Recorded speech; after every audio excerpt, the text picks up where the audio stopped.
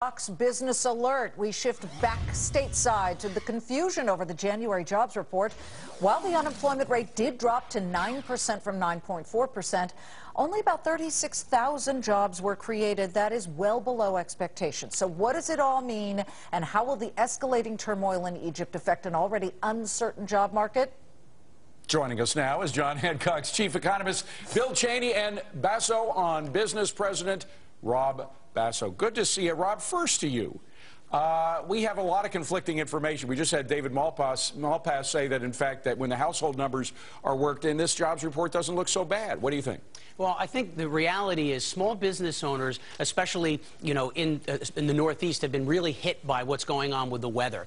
And I think the statistics are roughly 889,000 people couldn't make it to work on a given day. It makes a huge impact to these small business owners getting their employees to the office. And it's hard to say what that really played in the larger numbers, but it certainly made a difference. Well, from the weather, Bill, to the fact of the number itself, it doesn't include the self-employed. And we know that when we're pulling ourselves out of a recession, it's really the people of their own small businesses and those who are self-employed and the temp workers who tend to really lead this issue. And were they not well enough represented? And do you think the number's actually better than it looked?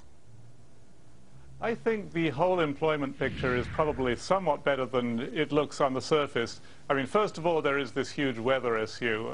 I mean, when there's 880,000 people who can't work because of the weather, it has to be good that we turned in any positive return at all.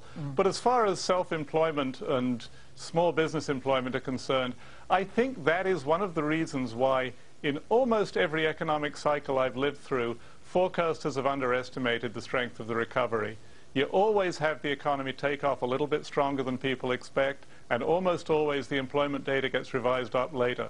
Even some of those jobless recoveries that we talk about from the 90s and the early 2000s turn out, now that we've revised the data, to be a bit less jobless than they looked then. But so on the other hand, Rob, first of all, the snow days are important, but they don't add up to a full week of January, maybe a couple of days here and there.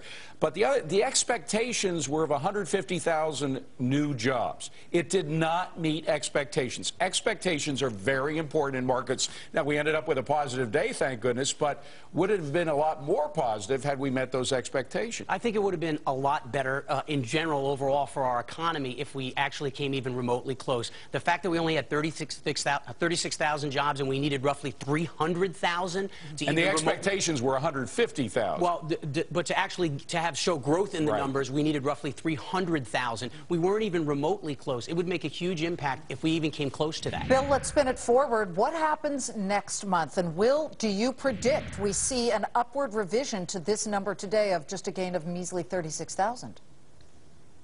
At this point, I think it's impossible to say if this number will be revised up, but I do think the history tells us that when you have a month that is affected so severely by winter weather, the next month, typically, it snaps all the way back right away. And so I wouldn't be in the least surprised if we had a plus 300 in February.